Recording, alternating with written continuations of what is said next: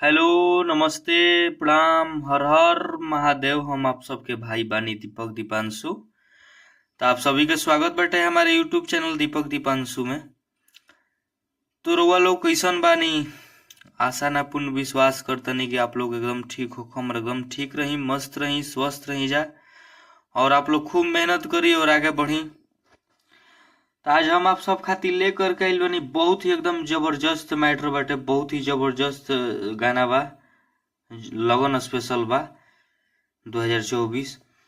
बहुत ही रोज सबके प्यारा सा शब्द बाटे, प्यारा सॉन्ग बाटे। हमरा आशा ना पूर्ण विश्वास बा कि रोज सबके एकदम प्यारा ही मैटर लागी, प्यारा शब्द लागी, रोज सबके बहुत ही अच्छा पसंद आई।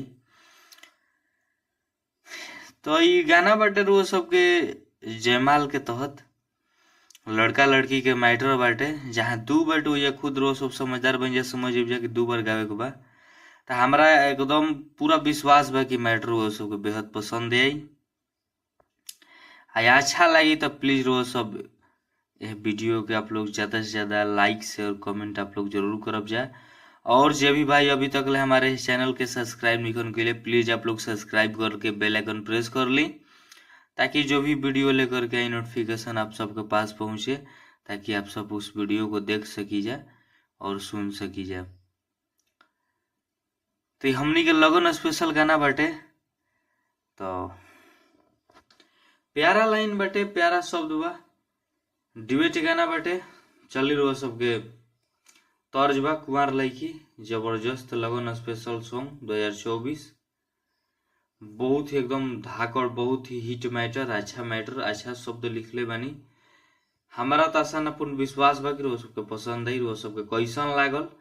और आप लोग कमेंट करके जरूर बतलाइए जैसन लागी, कैसन गाना बाटे।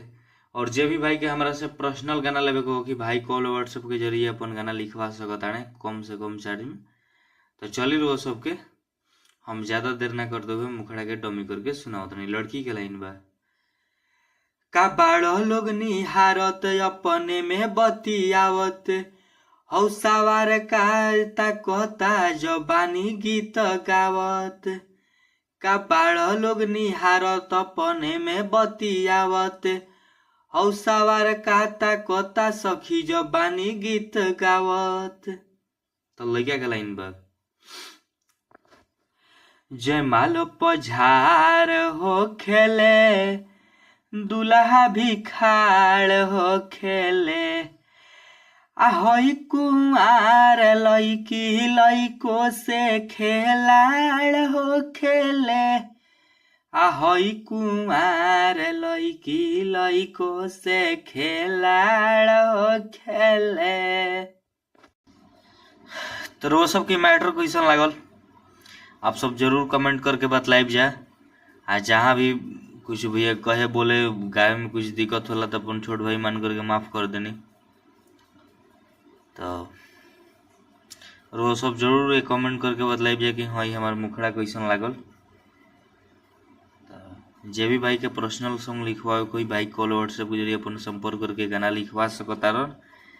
आ जे भी भाई अभी तक इस चैनल के सब्सक्राइब नहीं कैले प्लीज आप लोग सब्सक्राइब करके बेल आइकन प्रेस कर ली, ताकि जो भी वीडियो लेकर के हमारी नोटिफिकेशन आप सबके पास पहुंचे, ताकि आप सब उस वीडियो को देख सकी जा, सुन सकी जा।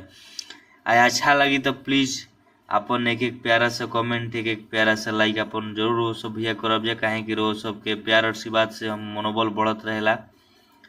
और वो सबके प्यार आशीर्वाद के बिना भैया हर कलाकार की जिंदगी अधूरा रहेला। तो प्लीज रोज सबसे आग्रह बा, विनती बा कि अपने भाई के भी वैसे ही सपोर्ट करी जा, और इस चैनल के भी आप लोग ज्यादा से ज्यादा सपोर्ट करी जा भैया। तो चलिए नेक्स्ट सॉन्ग के लिए टाटा बाय बाय, जय हिंद, जय भारत, जय हो भोजपुरिया समय, जय माँ सरस्वती।